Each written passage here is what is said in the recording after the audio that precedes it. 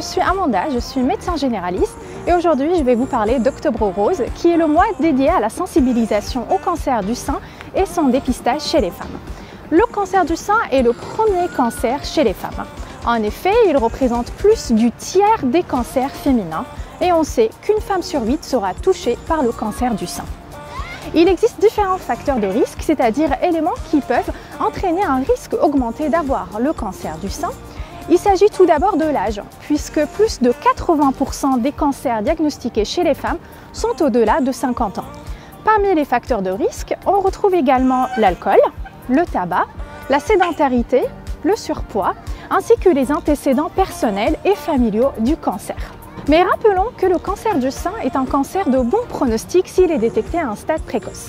On estime la survie nette à 5 ans à plus de 87% s'il est détecté tôt, d'où l'importance du dépistage. En France, il existe un dépistage organisé qui s'adresse aux femmes qui ne présentent pas d'antécédents particuliers entre l'âge de 50 et 74 ans et qui se fait par le biais d'une mammographie tous les 2 ans. Mais dans certains cas, il est primordial de réaliser un dépistage à un âge plus jeune avec une mammographie qui peut être annuelle. C'est tout particulièrement le cas des femmes ayant déjà eu un cancer du sein puisqu'elles ont un risque augmenté d'en présenter un deuxième. Il y a également les femmes qui ont des antécédents familiaux de cancer du sein et celles qui ont déjà eu une irradiation thoracique. Votre médecin traitant ou votre gynécologue peuvent estimer votre niveau de risque et ainsi mettre en place la stratégie de dépistage qui est la mieux adaptée à votre situation. De façon globale, on recommande un examen clinique annuel chez la sage-femme, le médecin traitant ou le gynécologue pour toutes les femmes au-delà de 25 ans afin d'avoir une palpation mammaire.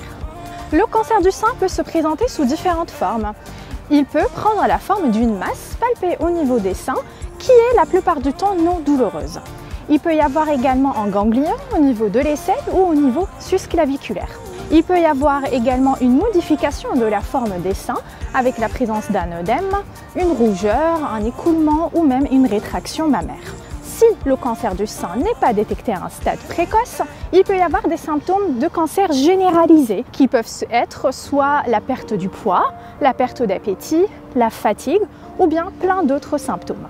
Aujourd'hui, il existe différentes techniques de traitement du cancer du sein qui sont toutes en constante évolution, en constante amélioration et qui font qu'il y a une baisse du taux de mortalité annuelle qui est due au cancer du sein.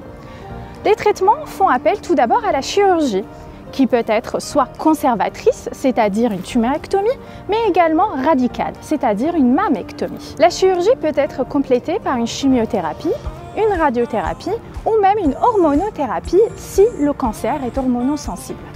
En conclusion, retenons les points clés.